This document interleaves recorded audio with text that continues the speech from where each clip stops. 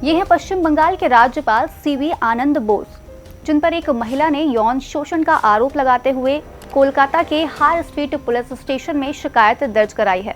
Police ने इस मामले को दर्ज करने के बाद राज्यपाल के खिलाफ मिली शिकायत के आरोपों की जांच के लिए 8 सदस्यीय टीम गठित की। टीम ने गवर्नर हाउस से सीसीटीवी फुटेज मांगे और राजभवन में काम करने वाले कुछ लोगों को तलब भी किया। लेकिन पुलिस जब जांच करने के लिए गवर्नर हाउस पहुंची तो राज्यपाल ने उन्हें इसकी अनुमति नहीं दी। राज्यपाल ने खुद के खिलाफ किसी आपराधिक मामले में पुलिस जांच और मुकदमे को न केवल गैरकानूनी बताया बल्कि उसे असंवैधानिक भी कहा। लेकिन राज्यपाल द्वारा ऐसा कहना कितना सही है और क्या सच में राज्यपाल के खिलाफ कोई आपराधिक मुकदमा नहीं चलाया जा सकता, जानेंगे आज के इस वीडियो में। पुलिस में शिकायत दर्ज होने के बाद राज्यपाल सीवी आनंद बोस ने राजभवन के कर्मचारियों को एक पत्र लिखा, जिसमें कहा गया कि किसी राज्यपाल के खिलाफ उसके कार्यकाल के दौरान कोई आपराधिक कार्यवाही शुरू नहीं की जा सकती, न ही जांच हो सकती है, क्योंकि राज्यपाल को उनके खिलाफ शुरू की गई या जारी रखने वाली किसी भी आपराधिक कार्यवाही से संवैधानिक छूट दी गई है। लिहाजा पुलिस राज्यपाल भवन के किसी स्टाफ से किसी भी तरह से मामले की जांच या पूछताछ नहीं कर सकती। उन्होंने इसके लिए भारत के संविधान के अनुच्छेद 361 का हवाला दिया। दरअसल संविधान के अनुच्छेद 361 में कहा गया है कि राष्ट्रपति, राज्यपाल या किसी भी राज्य का राज प्रमुख अपने कार्यकाल की शक्तियों और कर्तव्यों के प्रयोग और प्रदर्शन के लिए या किए गए या किए जाने वाले किसी कार्य के लिए किसी भी अदालत के प्रति जवाबदेह नहीं होगा। इसके अंतर्गत 2 महत्वपूर्ण उपखंड भी हैं, जिनमें कहा गया है कि राष्ट्रपति या किसी राज्य के राज्यपाल के खिलाफ उनके कार्यकाल के दौरान किसी भी अदालत में कोई भी आपराधिक कार्रवाई शुरू या जारी नहीं की जाएगी। राष्ट्रपति या किसी राज्य के राज्यपाल की गिरफ्तारी या कारावास की कोई प्रक्रिया उनके कार्यकाल के दौरान किसी भी अदालत से जारी नहीं की जाएगी।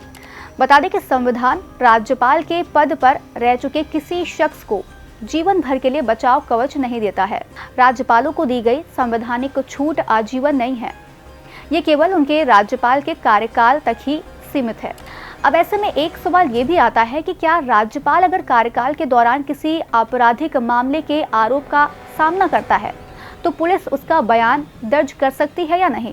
तो आपको बता दें कि बेशक राज्यपाल के खिलाफ किसी तरह की कोई कार्रवाई नहीं हो सकती, लेकिन पुलिस जांच के लिए राज्यपाल के बयान की रिकॉर्डिंग कर सकती है। अनुच्छेद 361 का क्लॉज 2 या 361 का क्लॉज 3 कहता है कि बहुत जरूरी होने पर पुलिस राज्य के प्रमुख का बयान दर्ज कर सकती है, लेकिन बहुत आवश्यक होने पर ही। ऐसे किसी भी मामले में सभी उचित सावधानियां बरतनी चाहिए ताकि राज्य के राज्यपाल के कार्यकाल की गरिमा किसी भी तरह से कम ना हो। वहीं इस पर सुप्रीम कोर्ट का कहना है कि राज्यपालीय छूट का मतलब ये नहीं है कि राज्यपाल के कार्य न्यायिक समीक्षा के दायरे से बाहर है। न्यायालय का कहना है कि अनुच्छेद 361 के तहत राज्यपाल को दी गई छूट व्यक्तिगत प्रकृति की है।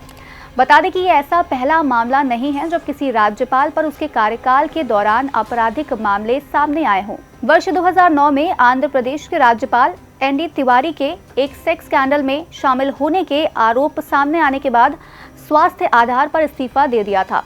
इसी तरह 2017 में मेघालय के राज्यपाल वी षणमुगनाथन ने अपने खिलाफ यौन उत्पीड़न के आरोप लगने के बाद इस्तीफा दे दिया था।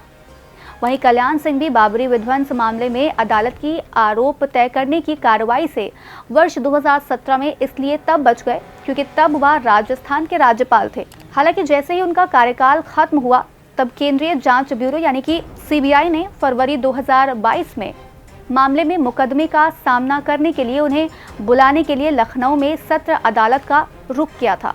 आज के इस वीडियो में बस इतना ही और अब बारी है आज के सवाल की। आपको कमेंट बॉक्स में बताना है कि राज्यपाल की शक्तियों के बारे में संविधान के किस भाग में बताया गया है। हम फिर मिलेंगे कुछ नई जानकारी के साथ, तब तक के लिए हमें दीजिए इजाजत। नमस्कार।